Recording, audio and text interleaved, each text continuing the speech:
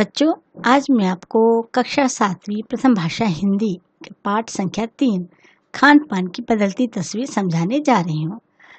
जिस तरह से नाम है खान पान यानी खाने पीने की वस्तुएं, किस तरह से वो बदलती जा रही हैं दिन ब दिन। यहाँ पर देखिए क्या है चित्र में, पहले देखिए आप, ये डोसा है, इडली है, वड़ा है, ये चावल है, इसी तरह से यहाँ पे पूड़ी है और इसमें सब्जी होगी, ये गुजिया है। इस तरह से अलग अलग ये भारतीय व्यंजन है। ये उत्तर भारतीय है और ये दक्षिण भारतीय व्यंजन है। व्यंजन मतलब खान पान। तो इस तरह से अब कुछ और भी बहुत सारे बदलाव आ गए, समय के अनुसार कई सारे बदलाव आ गए हैं हमारे खाने पीने की व्यवस्था में। ये देखिए ये क्या है, ये पूरे हमारे भारतीय व्यंजन हैं। यहाँ पर ये देखिए समोसा है और अलग अलग तरीके के ये पूरे जो है ना शाम के नाश्ते में हम खाते हैं। ये अलग अलग तरह के व्यंजन जो हैं।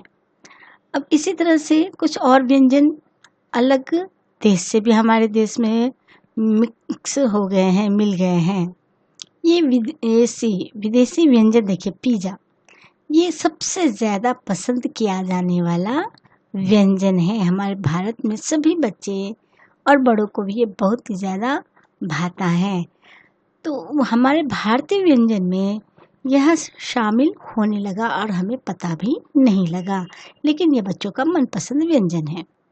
पिज़्ज़ा की तरह ही ये सैंडविच, इस सैंडविच भी बहुत ज़्यादा मशहूर हो गया और हमारे खाने पीने में ये भी शामिल हो गया, जिसका हमें पता भी नहीं चला। लेकिन बच्चे इन सभी व्यंजनों को बहुत ज़्यादा पसंद करते हैं और बड़ों को भी ये पसंद आता है। तो आगे चलिए देखते हैं हमारे इस पाठ में और क्या क्या व्यंजनों का जिक्र है और इसका क्या वर्णन बताया गया है। चलिए यहाँ पर चित्र में देखिए ढोकला भी दिया है, समोसा भी दिया है, जलेबी है। अब चित्र में आपको कौन कौन से व्यंजन दिख रहे हैं ये तो आप आसानी से लिख सकते हैं।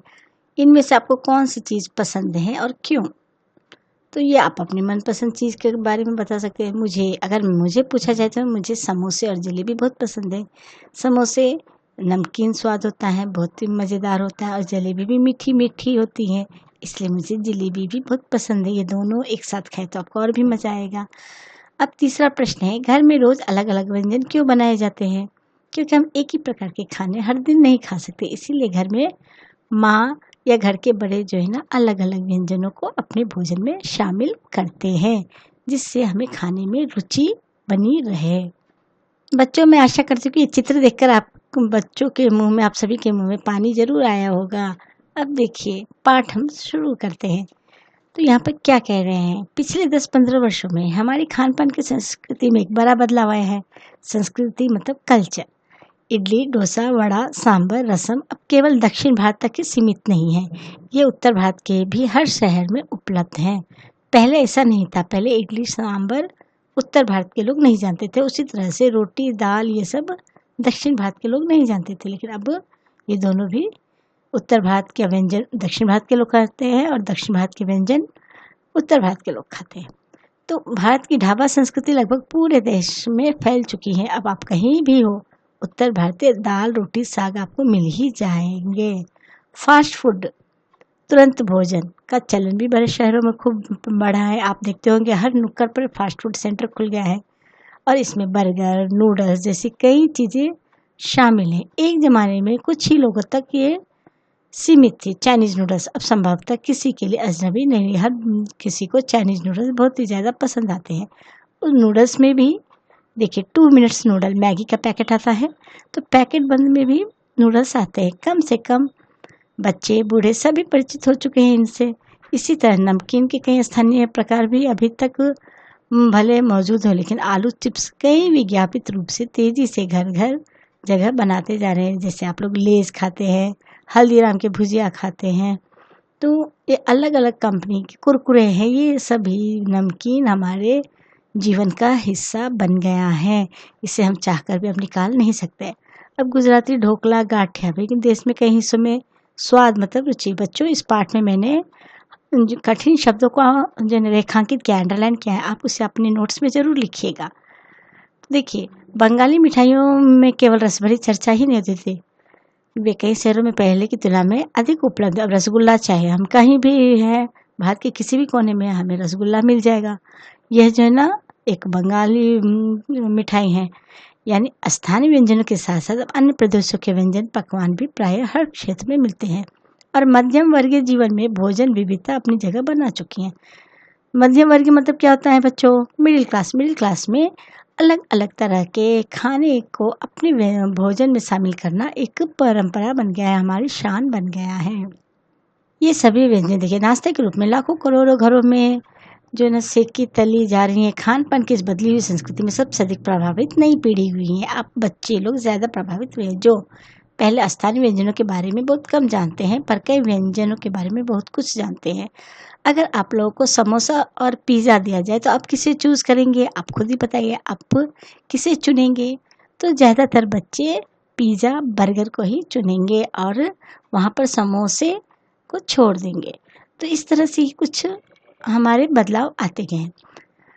देखिए यहाँ पर पाव भाजी और दिल्ली के छोले कुलचों की दुनिया पहले की तुलना में बड़ी जरूर है पर अन्य स्थानीय व्यंजनों की दुनिया में छोटी हुई है।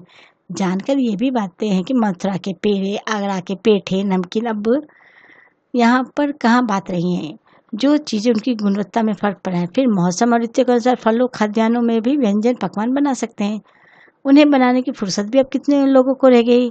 अब गृहिणियाँ मतलब हाउस वाइफ कामकाजी हो गए। देखते होंगे अगर आपके माताजी कहीं जॉब कर रही है, नौकरी कर रही हैं तो उनको ज़्यादा समय नहीं मिलता है कि वह जो है खरबूजों के बीज को सुखाएंगे, छीलेंगे और कुछ अलग तरीके से खाना तैयार करेंगे। ये उनके लिए दुस्साध्य मतलब मुश्किल है।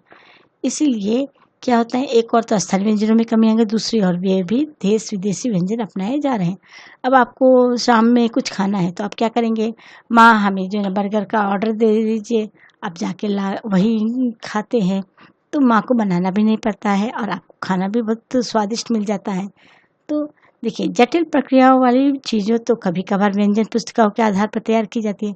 अब शहरी जीवन में जो भागम भाग है उसे देखते हुए स्थिति स्वाभाविक लगती है। फिर कमरतोड़ महंगाई ने भी लोगों को कई चीज़ों से धीरे धीरे वंचित मतलब दूर किया है। जिन व्यंजनों में बिना मेवे का स्वाद नहीं आता उन्हें बनाने पकाने में भला कौन 4 बार नहीं सोचेगा। खान पान की जो एक मिश्रित संस्कृति बनी है इसे अपने सकारात्मक पक्ष भी हैं। गृहिणियों और कामकाजी महिलाओं को अब जल्दी तैयार हो जाने वाले विविध व्यंजनों की विधियां भी उपलब्ध हैं। ये देखिए बर्गर, ये किसे नहीं पसंद है? आपको भी पसंद है, हमें भी पसंद है, सभी को पसंद है। तो यहाँ पर देखिए ये विविध व्यंजन इन्हें निखालस रूप में उपलब्ध नहीं है। आज़ादी के बाद उद्योग धंधे, नौकरी, तबादले, अब जो ना इन सब कारणों से क्या हुआ, बड़े शहरों के मध्यम वर्गीय स्कूलों में जब दोपहर के टिफिन के वक्त बच्चे टिफिन डब्बे खुलते हैं तो उनसे विभिन्न प्रदेशों के व्यंजनों की एक खुशबू उठती है। अब मान लीजिए आप जो है ना हैदराबाद में हैं, हैदराबाद में दिल्ली के से बच्चे आए तो वो वहाँ का स्पेशल खाना आपको खिलाएंगे और आप यहाँ का हैदराबाद का खिलाएंगे। उसी तरह से आप किसी पंजाब में रहते हैं तो आप यहाँ का भोजन को खिलाएंगे और पंजाब के लोग आपको पंजाबी भोजन खिलाएंगे। इससे क्या हो गया, खान पान का मिश्रण हो गया है, मिल गया है। तो देखिए टिफ़िन के डिब्बे खुलते ही उनसे विभिन्न प्रदेशों के व्यंजनों की खुशबू उठती है। हम खान पान से भी एक दूसरे को जानते हैं। इस दृष्टि से देखें तो खान पान की नई संस्कृति हमें राष्ट्रीय एकता के लिए नए बीज भी मिल सकते हैं। तो यानी अलग जो है ना प्रदेशों के व्यंजन को एक साथ बैठकर खाने में जो मज़ा है उससे हमारी राष्ट्रीय एकता भी बढ़ती है और हम मज़ा भी लेते हैं। जब हम खान पान से जुड़ी हुई दूसरी चीज़ों पर भी ध्यान देंगे, जैसे उनकी बोली बानी, भाषा भूषा और किसी न किसी रूप में ज़्यादा जानेंगे जो किसी खान पान विशेष से जुड़ी है। इसी के साथ ध्यान देने की बात यह है कि स्थानीय व्यंजनों का पुनरुद्धार यानी फिर से उसका रिनोवेट करना जरूरी है। इन्हें अब एथनिक कहकर पुकारने का चलन बढ़ा है। ऐसे स्थानीय व्यंजन केवल 5 सितारा होटल के प्रचारार्थ नहीं छोड़ दिए जाने चाहिए। 5 सितारा होटल में कभी कभार मिलते रहे पर घर बाजारों से गायब होते जा रहे हैं। यह एक दुर्भाग्य है। अच्छी तरह बनाई पकाई जाने वाली देखिए पूड़ी कचौड़ियाँ जलेबियाँ भी अब बाजारों से गायब हो गई और यही हमें 5 सितारा होटल में बहुत ही महंगे दामों में मिलता है। मौसमी सब्जियों से भरे हुए समोसे भी अब कहाँ मिलते हैं। उत्तर भारत में उपलब्ध व्यंजनों की भी दुर्गति हो रही है। आश्चर्य नहीं है कि हम पहले उत्तर भारत में जो चीज़ें गली मोहल्ले की दुकानों में आम हुआ करती थी उन्हें अब खास दुकानों में तलाशा जाता है। यह भी एक कड़वा सच है कि कई स्थानीय व्यंजनों को हमने तथा कथित आधुनिकता यानी मॉडर्नाइजेशन के चलते छोड़ दिया है और पश्चिम की नकल में बहुत सी ऐसी चीज़ों को अपना लिया है जो स्वाद, स्वास्थ्य और सस्ता के मामले में हमारे बहुत अनुकूल नहीं है। हो यह भी रहा है कि खान पान की मिश्रित संस्कृति में हम कई बार चीज़ों का असली और अलग स्वाद नहीं ले पा रहे हैं। अक्सर प्रीति भोज यानी पार्टियों में क्या होता है कि एक साथ ढेरों चीज़ों को रख दी जाती है और उसका स्वाद गड्ड-मड्ड होता रहता है। यानी कि एक ही थाली में हम मिठाई भी ले लेते हैं, उसमें बिरयानी भी ले लेते हैं, उसमें सांभर भी लेते हैं, दही भी डाल देते हैं। ये कैसे वो अलग-अलग वो गड्ड-मड्ड इसीलिए उसे कहा है। खान-पान की मिश्रित या विविध संस्कृति हमें कुछ चीज़ें चुनने का अवसर देती है। हम उनका लाभ प्राय नहीं उठा रहे हैं।